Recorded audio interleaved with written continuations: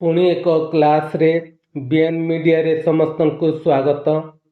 आज आम तरल पदार्थर माप विषय जानिबा। तेबे आसंतु पानी, क्षीर, तेल इत्यादि को आम तरल पदार्थ कही थाउ। एही तरल पदार्थ को मापिबा पई आम विभिन्न प्रकार मापपला व्यवहार करिथाउ। सेगुड़िक हला 20 millilitre, 50 millilitre, 100 millilitre, 200 millilitre, 500 millilitre, 1000 millilitre बा 1 लिटर, 2 लिटर, 5 लिटर, 10 लिटर इत्यादि। तरल पदार्थ मापर एकक हेउची लिटर और मिलीलीटर। लिटर को संक्षेप रे ली एवं मिलीलीटर को संक्षेप रे मिली भाव रे लिखा जाए। तेबे आसंतु जानिबा 1 लिटर। 1 लिटर समान 1000 मिलीलीटर।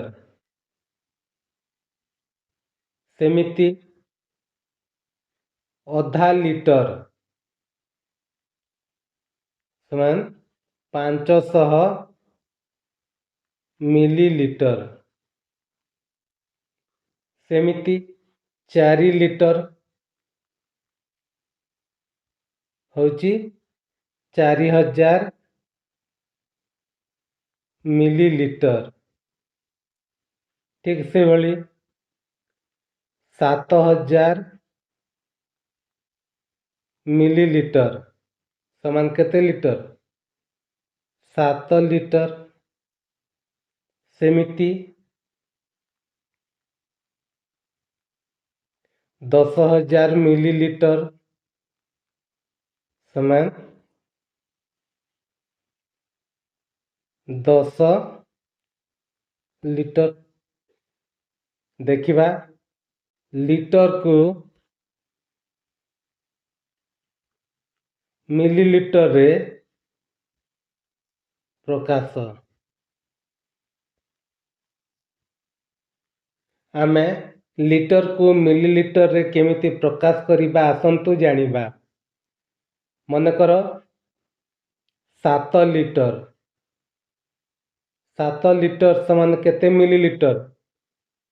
आमे मिलीलीटर रे प्रकाश करिबा 7 लिटर को 7 गुणन 1 लिटर को होची 1000 मिलीलीटर। 1000 रे आमे गुणन करिबा 1000 मिली समान गुणन करिबा 7 गुणन 1 7 1 7 एवं केतोटी शून अछि 1 2 3 एही 7 पाखरे तीनोटी शून दे देबा केते हला 7000 मिलीलीटर। देखिबा आ गोटे प्रश्न 5 लिटर को आमे मिलीलीटर रे प्रकाश करिबा 5 गुणन 1 लिटर को होची 1000 मिलीलीटर।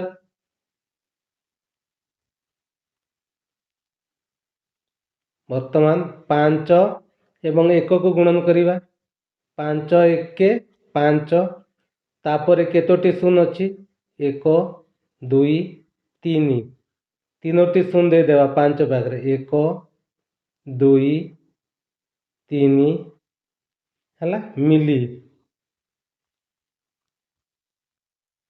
5000 मिलीलीटर। ठीक से भली देखिबा 8 लिटर समान केते मिलीलीटर? 8 गुणन 1000 मिली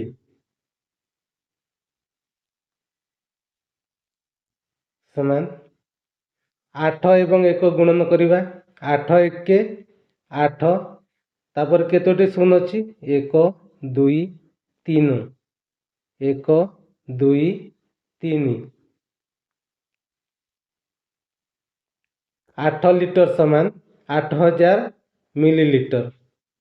अधिक परिमाणर तरल पदार्थ मापिबा पई बड़ बड़ पात्र व्यवहार करा जाए।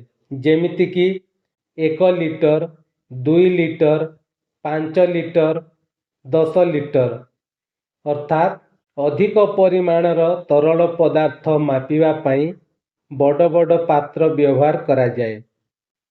5 ଲିଟର 250 ମିଲିଲିଟରକୁ ଆମେ ମିଲିଲିଟରରେ ପ୍ରକାଶ କରିବା। 5 ଲିଟରକୁ ହେଉଛି 5000 ମିଲିଲିଟର।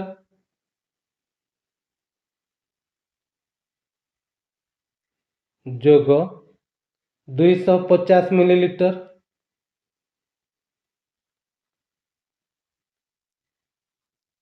ମିଲିଲିଟର। 0 ଆଉ 0କୁ ଯୋଗ କରିବା। 0 5 ଆଉ 0କୁ ଯୋଗ କରିବା 5। 2 ଏବଂ 0କୁ ଯୋଗ କରିବା 2।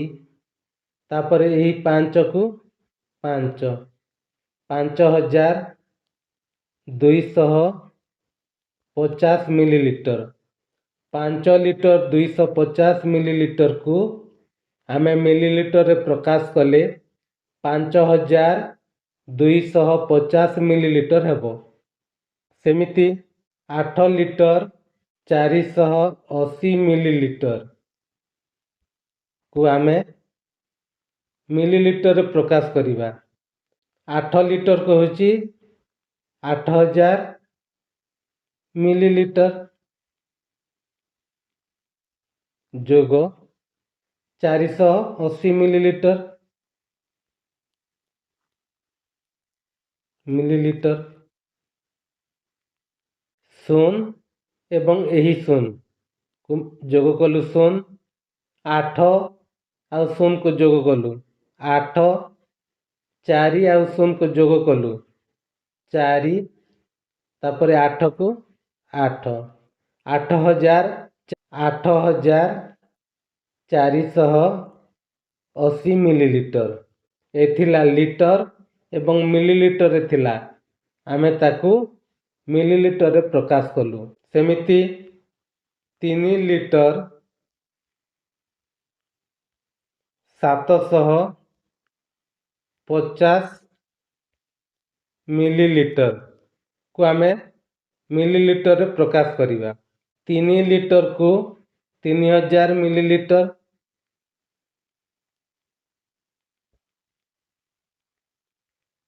ଯୋଗ 750 ମିଲିଲିଟର।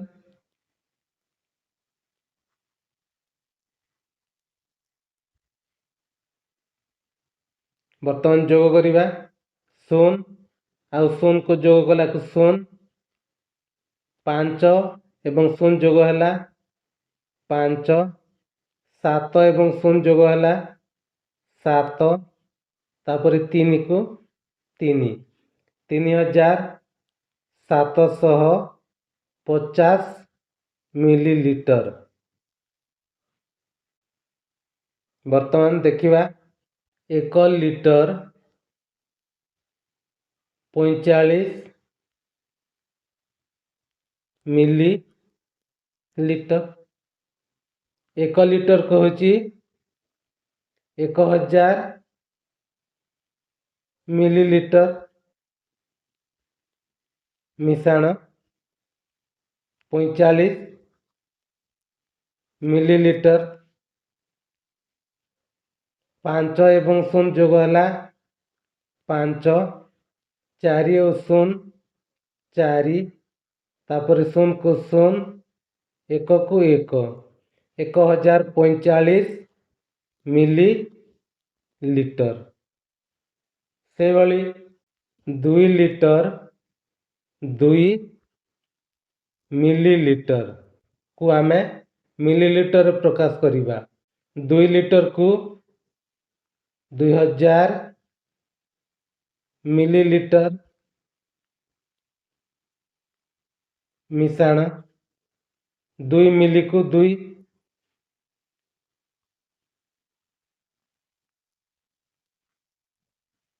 2 ଏବଂ 0 2। 0କୁ 0। 0କୁ 0। 2କୁ 2। 2002 ମିଲିଲିଟର। ଏହିଭଳି ଭାବରେ ଆମେ ଲିଟରକୁ ମିଲିଲିଟର ଭାବରେ ପ୍ରକାଶ କରିପାରିବା। ତେବେ ଛାତ୍ରଛାତ୍ରୀମାନେ ଆଜିର ଭିଡ଼ିଓ ତୁମମାନଙ୍କୁ କେମିତି ଲାଗିଲା ନିଶ୍ଚୟ କମେଣ୍ଟ କରି ଜଣାଇବ। ରହୁଛି, ଧନ୍ୟବାଦ।